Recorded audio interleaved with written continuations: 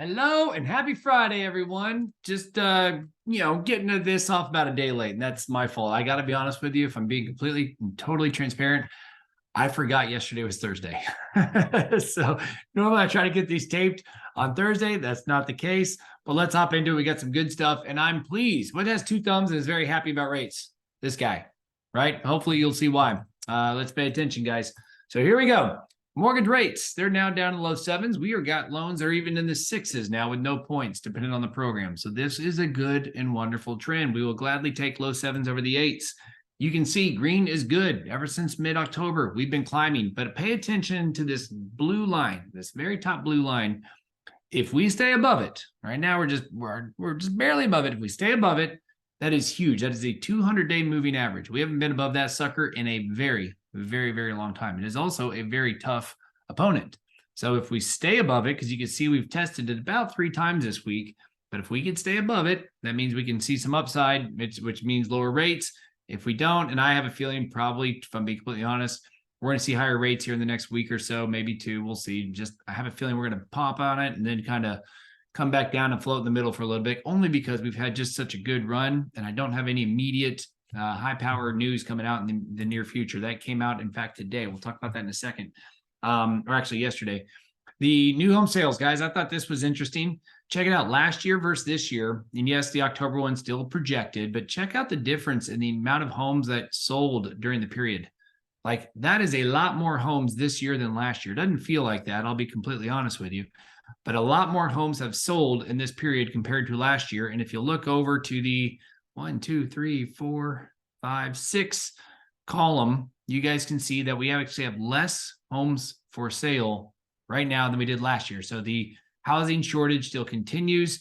Now, what I want you to notice up top, the median home price, it says it's down 10% year over year. That is not appreciation. This is the headline that your clients are reading. They may think this means it's appreciation or the values are down. I'm going to explain that in a second. But the annual pace, check it out, it's up 17% year over year. So homes, a lot more are selling, significantly more. And median home price right now is down. So what is the median? It's not the average, guys. It's what's in the middle. So if I got 3 numbers, 1, 2, and 3, let's say 4 numbers, 5. Let's go 5 numbers, 1 through 5, 1, 2, 3, 4, 5, right? The median, the one in the middle is the number 3. But if I have the numbers 1, 1, 1, 4, and 5, the median now is the middle one, which is technically 4 in that example. 1, 1, 1, 4, and 5. It's whatever's in the middle is the number of what we're looking at. So it's the amount of homes that have sold. So here's my point. Check out the blue line. The more expensive homes over 500 grand, those are down right now in October. The homes between 200 and 500 are up in October.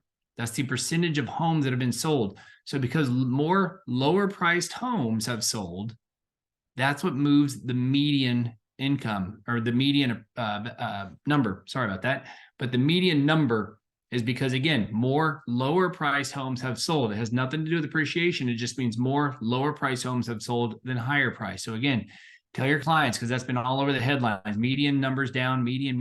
It's not the average, right? It's not appreciation. In fact, send them this chart. Check it out. We are at all freaking time highs. However you want to measure it, all 5. Case-Shiller, FHFA, which means loans with conforming loans on them, or houses with conforming loans. CoreLogic, Black Knight, Zillow, all of them are up between 6 and 8%. So do not let your people sit and say, I'm going to wait for house prices to come down. They've been saying that for 2 years, and every year they've been going up for the last, I don't even know, for year over year, it's been a decade, right? So prices are still really, really high, and they're going to keep going up. There is no bubble because, again, there is a shortage of housing. We saw that up above in the builder one. All right, so 2 Fed members spoke this week. We like Christopher Waller. The dude has a PhD in economics. He thinks that rates are about where they need to be. They're in a good position. Cool. Michelle Bowman. And by the way, I don't know these people, but Michelle Bowman, the only job to my knowledge she's had is literally been in her parents' bank, a bank that her parents owned. She says that we may need to raise rates more. No, thank you. So just understand that's what people are seeing and reading. You got 2 people on the Fed, one saying raise, one saying we're good, we're going to lower. It's just ridiculous. So here's what Wall Street's banking in for the cuts, for when the rates were going to get cut. About 43% of them say that it's going to be in March of next year. About 3 out of 4, 76% say May, and 100% of them say they're going to cut rates in June.